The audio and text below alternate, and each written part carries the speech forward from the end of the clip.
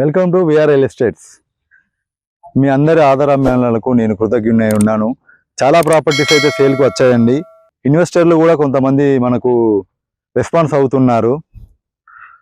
నేను చెప్పేది ఒకటే అండి, మన విఆర్ రియల్ ఎస్టేట్స్లో ఏదైతే ప్రాపర్టీస్ సేల్కి వస్తున్నాయో అన్ని డాక్యుమెంట్ కరెక్ట్గా ఉంటుందండి.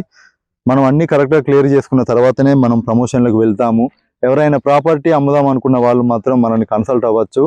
మనం మంచి ధరకు మనకు క్లిస్టర్ క్లియర్గా బయ్యర్కు సెల్లర్కు మధ్యలో మనం క్లిస్టర్ క్లియర్గా ఉండి మనం ప్రాపర్టీ అయితే సేల్ చేసి పెడతాము. మంతిని మండలంలో అయితే ఒక ల్యాండ్ అయితే సేల్కి వచ్చిందండి. మంతిని దగ్గరలో గల ఒక వ్యవసాయ భూమి సేల్కి వచ్చింది.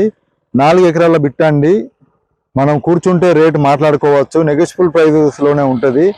30 లక్షల ఎకరం చెప్తున్నారు. మనకు సింగిల్ బిట్టు 4 ఎకరాల బిట్ట అండి.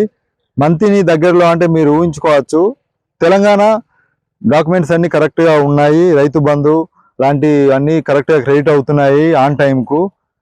మీరు ఎవరైనా తీసుకున్న ఉద్దేశం ఉన్న వాళ్ళు 4 ఎకరాల బిట్టు కావాలనుకుంటున్న వాళ్ళు అగ్రికల్చర్కి ఎవరైనా తెలంగాణ పాస్బుక్లన్నీ కరెక్ట్గా ఉన్నాయి, ఎవరైనా ఇంట్రెస్ట్ ఉన్న వాళ్ళు తీసుకుందాం అనుకున్న వాళ్ళు మన విఆర్ కన్సల్టెన్సీని విఆర్ రియల్ ఎస్టేట్స్ని అయితే కాంటాక్ట్ అవ్వండి. మనం విఆర్ రియల్ ఎస్టేట్స్ తరఫున మనం ప్రైస్ అనేది నెగోషియబుల్ చేద్దాము. పెరుగుతున్న రియల్ ఎస్టేట్ రంగంలో మనకు భూముల వాల్యూ అయితే మీకు తెలిసిందే అండి. భూమి ఒకసారి పోతే మాత్రం మళ్ళీ మనం కొనుక్కోలేని పరిస్థితి అయితే ఉంది.